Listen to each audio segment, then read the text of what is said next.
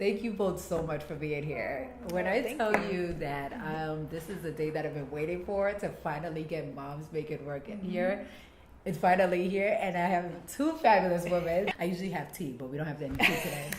And spill the tea, as people would say. And just have a real conversation about motherhood, because I think people... I mean, yeah, you see everything like, yes, I'm mom and I can do everything, right? Exactly. However, like, mom have to have the cape on. Yes. Instagram and social media. I was just talking about this yesterday. Like, people only post the pretty pictures. Yes. Only the good stuff. Exactly. You know? Yeah. I'm not going to post my daughter having a tantrum. Right. This is her, and she is so sweet all the time. No, I just yelled at her a minute ago because she wouldn't listen to what I was saying. Exactly. You know, we never put those things up. So I just want us to talk about how our lives have changed after motherhood. Yes. Because we all had our own separate lives, right? Yeah. But we all have our aspirations, we have our goals, and yes, we love our kids. And I don't want to, they're not interruptions because they're different parts of life, right? We have stages in our lives. And right now, this is the stage of motherhood. Not that we could do it all, but we're here to show that we are trying to work it out. We're balancing out life. So how has life changed? You know, since you've had Aang and now you're expecting. Yes, right? my second. I would say one of the biggest things that's changed is just how I spend my time. So before I was very focused on like my women empowerment, my business and everything like that. And now I have to cut back. Like I can't network as much as I used to.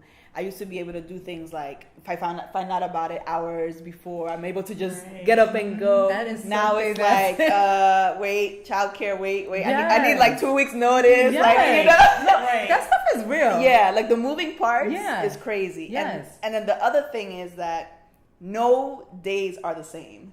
So that's the other thing too. Like you might have these grand plans and they all go out the window. You know what I mean? So just being able to be comfortable with that idea and not letting it kind of get to you. Because I know in the beginning it was very frustrating for me because I felt like, okay, let me try and have some structure here that works for me. Yeah. And some days, like, it's just you can't control. Goes out the window. Yeah. And just you have to be comfortable with the idea that, okay, so far this day is not going the way I wanted it to go. But I love you know how what? calm you are. Like you. It took a while. My child is 2, so. Because for me, I'm like, what the heck? I already planned for this, and why isn't this working? Like, what's has to calm me down all the time? Yeah. Because I'm like, I just planned for this though. Exactly. You would think that after 2 years, you're already calm and you're ready to. For me, it's still taking a while. Yeah. And how about your black girl rock? Right? She already has her Instagram.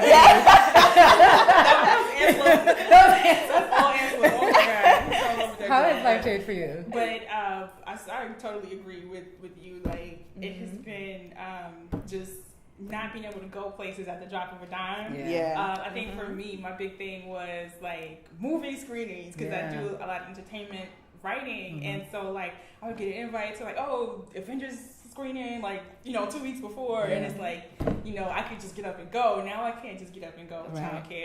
Have to find somebody to take care of the child. Then the other thing is just the general concept of just being very busy has changed. Like I've definitely slowed down. Like and I think part of this is just living in New York, and especially if you work in media or if you're like any kind of entrepreneur, you do want to get out and network. And then on top of that, you also find yourself kind of like work.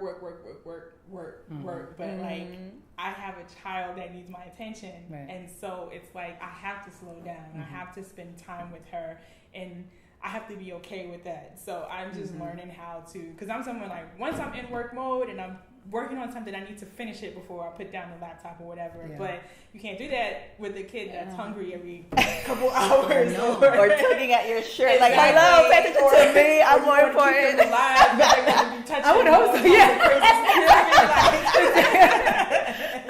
So just learning how to change the pace and learning how to be okay with that. And honestly, I didn't even realize that slowing down, like my child has pretty much helped me with, in a way, slowing down has been a form of self-care, and I didn't even know it. Like I didn't realize how tightly wound I was, or how a lot of the anxiety I might have been experiencing was coming from that busyness and not stopping and taking a break to just kind of relax focus and breathe on one, on one thing, which is her. That's why I think kids are so special, because I think they remind you, like, wait, life is not all about the busy.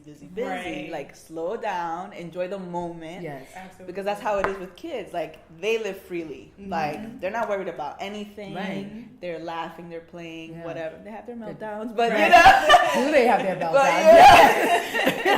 But they have just a different perspective, and I think they remind you that life is not just about the busyness, and you know, even though you feel like there's so much you want to do and accomplish, you're missing out, but then sometimes it's like, no, I'm cool. Okay. Yeah, exactly. I think one thing that you said though about seizing the moment, I had to learn that. Yeah.